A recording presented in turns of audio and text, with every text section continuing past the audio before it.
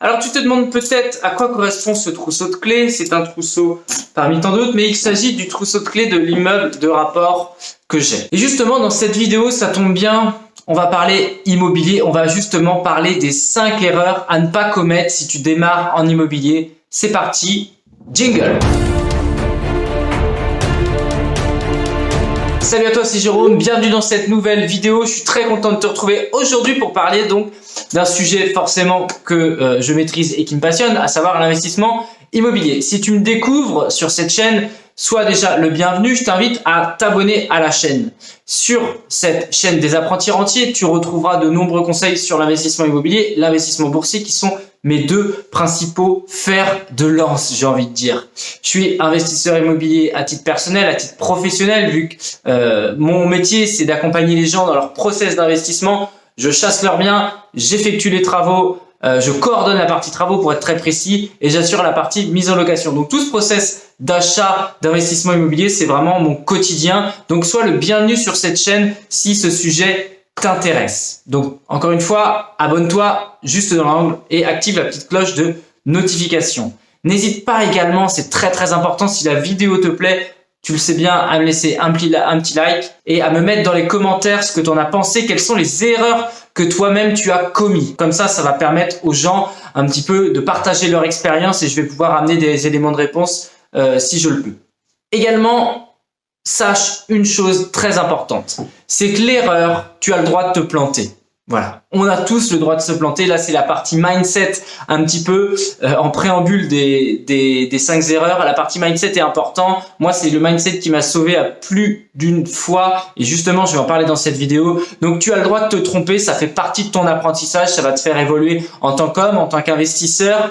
Voilà, tu as le droit de te tromper une fois, mais évite de le refaire une deuxième fois. Donc ça, c'était un petit aparté. On va maintenant étudier ensemble les 5 erreurs à ne pas commettre quand tu démarres dans ton investissement immobilier. Alors pour moi, la première erreur à ne pas faire, bien sûr, si tu veux investir dans l'immobilier, c'est de partir tête dans le guidon sans formation. Le savoir, c'est le pouvoir. La connaissance sera ton arme absolue dans tes investissements. Donc c'est primordial, selon moi, de te former à l'investissement immobilier. Alors la formation, ça passe par pas mal d'options. Ça peut passer par des livres. Moi-même, j'ai démarré par ça. Ça peut passer par des formations payantes. J'ai également consommé de la formation payante sur le sujet. Ça peut également passer par du coaching, du mentorat, des groupes de mastermind, etc., etc. L'essentiel dans tout ça, c'est bien sûr de comprendre, d'avoir les bases qui vont te permettre ensuite de faire et de réaliser des bonnes affaires plutôt que d'acheter des daubes sur lesquelles tu vas perdre de l'argent. Donc ça, c'est la première chose très importante à retenir, se former, apprendre, comprendre et ensuite tu vas pouvoir passer à l'action. Justement, la deuxième erreur à ne pas faire, c'est attendre l'affaire du siècle. Combien j'ai de personnes dans mon entourage, dans les néo-investisseurs avec qui j'ai démarré à l'époque, qui n'ont toujours rien acheté. J'en ai une bonne dizaine en tête. Pourquoi? Parce que ces personnes-là attendent l'affaire du siècle. Ils ont l'impression qu'ils ont la volonté du moins de vouloir trouver la pépite avec 12% de renta net, sans travaux, avec des locataires en or, etc., etc. Tu vois très bien ce dont je veux parler, et cette phrase n'est absolument pas français.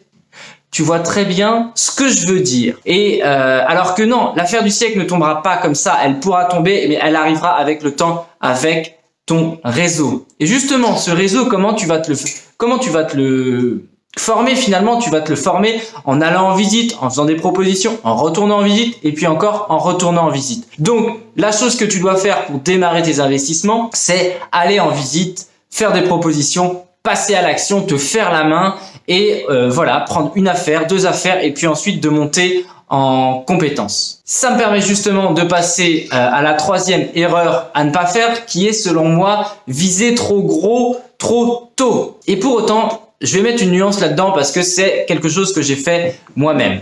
Quand j'ai repris les investissements immobiliers il y a 2 ans de ça à peu près, j'ai acheté directement un immeuble de rapport de 6 appartements qui fait 260 mètres carrés avec absolument tout à refaire, y compris de la toiture, donc qui était quand même une grosse paire de manches et une grosse galère. Je ferai certainement une vidéo sur le sujet.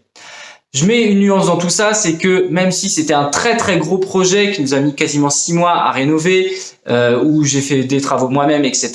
Je suis content de l'avoir fait, mais j'étais armé. J'étais armé dans ma tête parce que le développement personnel, j'en fais depuis plusieurs années et c'est grâce à ça que ça m'a permis d'affronter justement ce monstre, ce titan d'investissement que j'ai fait, parce que clairement j'ai enchaîné merde sur merde, des grosses galères, j'ai fait des nuits blanches à cause de ce projet-là. Il y avait quand même beaucoup d'enjeux, beaucoup d'argent en jeu, mais néanmoins j'ai pu aller de l'avant parce que j'étais armé dans ma tête. Donc si tu passes sur un projet qui est trop gros pour toi dès le début, mais que tu t'es pas préparé avant mentalement, alors ça c'est pareil, c'est le mindset, c'est quelque chose dont on pourra parler en aparté. D'ailleurs, si tu as des questions, n'hésite pas à me les poser dans les commentaires. Commence peut-être par un petit appart tranquille si tu connais rien du tout, un petit appart, un deuxième, une coloc, j'en sais rien, et puis vas-y crescendo. Ça c'est vraiment un conseil que j'aimerais te donner. Une fois que tu auras la main et que tu auras un peu plus d'expérience, si tu as envie de passer sur une autre stratégie, vas-y. Mais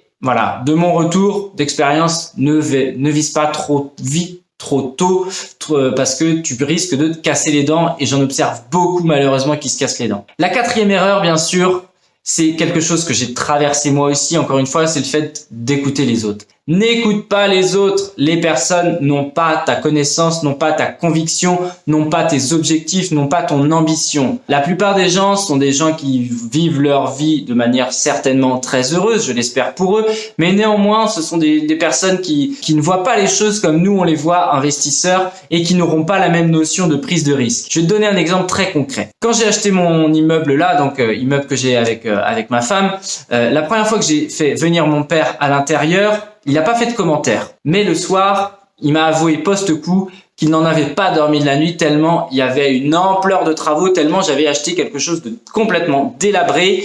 Et voilà, et lui-même en tant que novice, parce qu'ils ont investi bien sûr dans leur résidence principale, mais pas fait d'investissement locatif à côté, il voyait quelque chose que j'avais acheté une grosse merde finalement, une bouse, et que j'avais fait un prêt sur 20 ans et que je m'étais endetté pour quelque chose qui serait invendable derrière. Et force est de constater que je lui ai bien prouvé le contraire, parce que cet immeuble cartonne, il est loué tout le temps.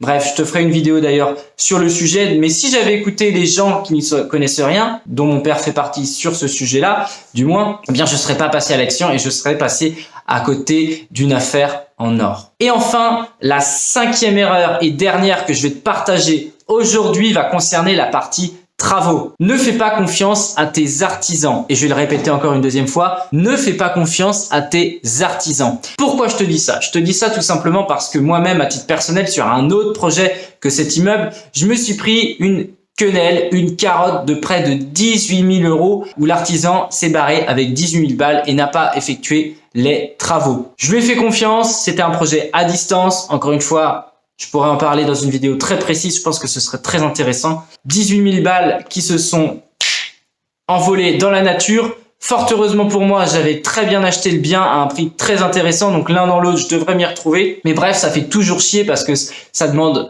c'est du stress, c'est de l'énergie, t'es pris pour un con, bref. Donc pour ça, voilà, je t'invite vraiment à vérifier la décennale de l'entreprise, à lui la demander avant quoi que ce soit, avant même de signer ton devis. Je t'invite également à vérifier ses cotisations URSSAF pour être sûr qu'il n'est pas en redressement ou quoi que ce soit. Je t'invite également à faire plusieurs devis, ça c'est quelque chose de très important, comparer plusieurs artisans entre eux parce que tu vas observer des différences majeures. Et enfin, à la fin de ton chantier, je t'invite à faire une réception de chantier hyper carré, ce qui te permettra justement de t'assurer que tout ce que tu as demandé a été effectué. Tu peux également demander à l'artisan que tu souhaites faire intervenir de te montrer des précédents chantiers à travers des photos. Tu peux également te déplacer sur le terrain si c'est sur la même ville que toi, lui demander un petit peu à quoi ressemble son travail. Tout ça, c'est quelque chose de très important. Et si possible, essaye de faire marcher ton réseau. Moi, c'est ce que j'ai fait sur mon projet de l'immeuble où j'étais vraiment emmerdé, comme je te l'ai dit, avec la toiture. J'ai un certain nombre d'artisans qui se sont déplacés, qui ne voulaient pas prendre le chantier tellement il était complexe. Et c'est sur recommandation que j'ai trouvé un couvreur justement qui m'a effectué le chantier et je leur remercie encore. Voilà un petit peu toutes les erreurs à ne pas commettre dans l'immobilier quand tu démarres du moins. Il y en aurait plein d'autres, mais c'est celles qui m'ont paru les plus importantes. Si cette vidéo t'a plu, je t'invite encore une fois à me mettre un like, à me mettre dans les commentaires quelles sont toi les erreurs que tu as faites dans l'immobilier. Et puis voilà, n'hésite pas encore une fois à t'abonner. J'ai également un podcast qui s'appelle Les Apprentis Rentiers sur lequel tu vas retrouver un grand nombre d'interviews d'investisseurs, d'entrepreneurs et plein de conseils sur le mindset de l'entrepreneur et de l'investisseur. Donc voilà, tu peux rechercher ça sur Spotify et les différentes plateformes de podcast. C'est tout pour aujourd'hui. J'espère que ça t'a plu et je te dis à très vite dans une prochaine vidéo. C'était Jérôme. Ciao, ciao.